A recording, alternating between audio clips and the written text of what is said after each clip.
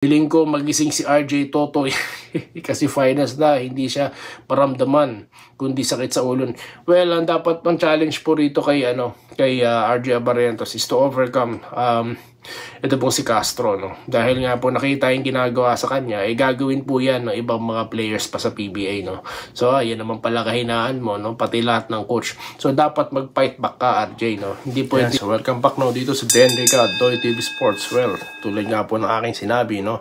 Marami po tayong pag-uusapan pa, no? So, hindi pa po natatapos dito ang lahat. So, ano po ibig ko sabihin? Well, gusto ko po muna i-highlight, no? Yung performance po ni RJ Barrientos. Nakita nyo naman po, no?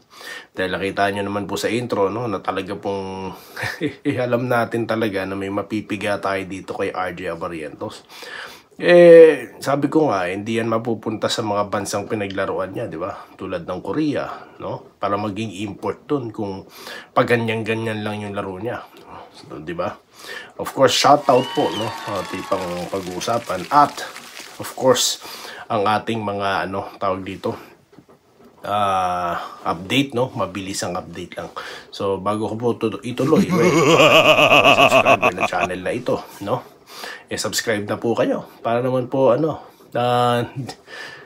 kasama pa rin kayo or para makasama kayo sa amin, no, sa mga talakayan namin at makapag-contribute po kayo through comment, no, comment. So yun lamang po. Okay, so yun na nga, RJ Barrientos tayo, no, dahil nga sabi ko nga hindi po magkakamali ang Barangay Ginebra, no, or hindi sila nagkamali ng pagpili dito. Pagamat in-expose po, no, ni Jason Castro, no, na pwede siya talagang i-take advantage sa depensa, no. Pero pinatunayan ni RJ na talagang his offense is reliable talaga. Yun nga sinasabi natin kasi shooter po talaga siya at legit scorer po talaga ito, no. Ang pagkakaiba po nila ni Johnny, no, ito po si RJ talaga pong sharp shooter, no. Talagang bagaman si Johnny tumitira din naman sa labas, pero si RJ po kasi talaga is yun talaga yung niya, pinakalaro niya, no, mapapansin nyo. At nakikita naman po natin na nag-aalatsuhin niya na ito na umaatake sa loob, hindi po ba? So that's the trademark of a Barrientos, no. Kaya nga flying A, di ba? Ito naman is a shooting A to, no. Kaya kita nyo naman ang in-score nito. First half pa lang 18 na, no. Hanggang sa nakatapos ata siya ng 30 plus. So sabi ko nga, sa hanay po ng mga rookies, siya po ang magiging rookie of the year, no. So sa mga ginagawa niya pong performance, hindi po malayo magkatotoo yan, no. At napakaganda niya pong panoorin, no. Sabi ko nga. Pero sabi ko rin na paulit-ulit ako, no, na wala mo ng kuya-kuya, wala mo ng idol-idol. Kasi nasa serye, no. Natitake advantage kasi kung ganyan, nung magiging demeanor, no. Pero RJ comes back, no. Sayang nga lang po, no. Yun po yung mga larong kaya nating maipanalo yung laban, no. Pero napag-usapan na nga po natin sa nakaraang content yung mga nangyari, no. Kaya di na po natin uulitin. Tapos na po yun, nangyari na. Okay, so mabilis ang update po. May mga nagtatanong po, ano na pong update kay Troy Rosario? Well, wala pa rin po, no. Kasi nga, hindi pa siya nagsasalita. Inaantay na po natin anytime from now, no, na mag-anunsyo na siya, no. So wala pa naman po anunsyo na gaganap. So ganun. Kaya mukhang tumikom na ang bibig ng mga fake news peddlers, ano po.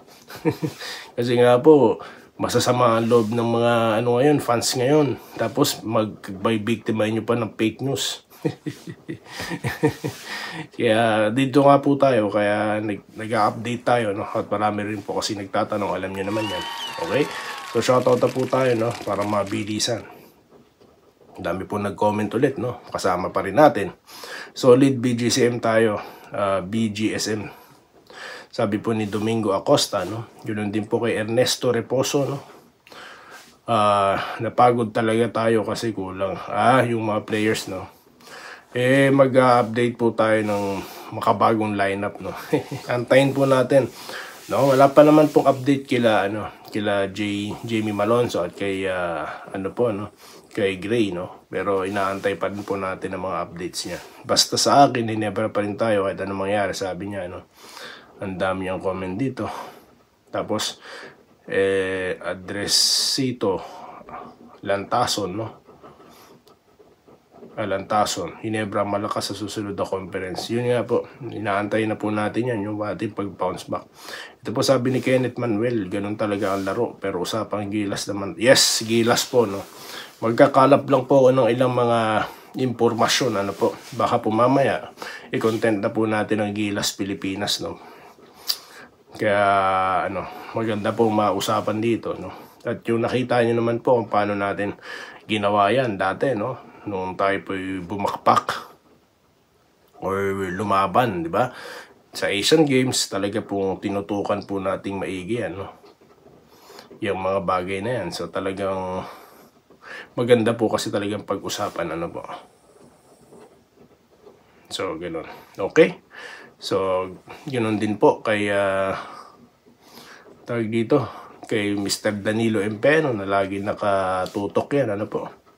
Jesse Vasquez, no? Talo man tayo, solid Ginebra pa rin. Idol, bawi tayo, no?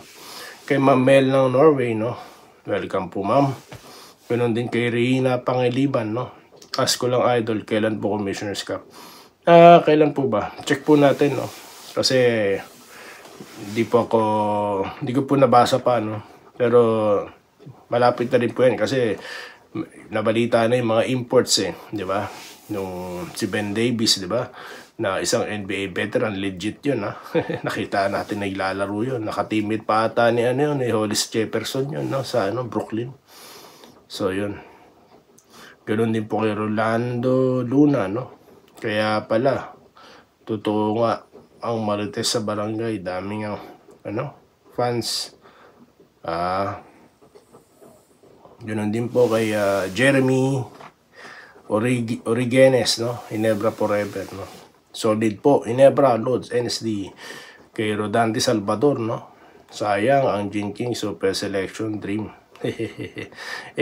Ganyan po talaga, no? May mga bagay na hindi inaasahan. Okay.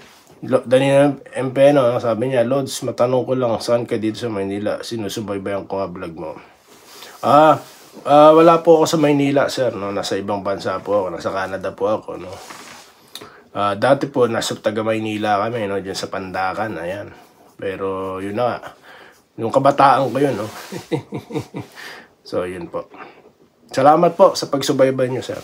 Kay Felmar Aquino, maraming salamat din po sa inyong komento, no, sir?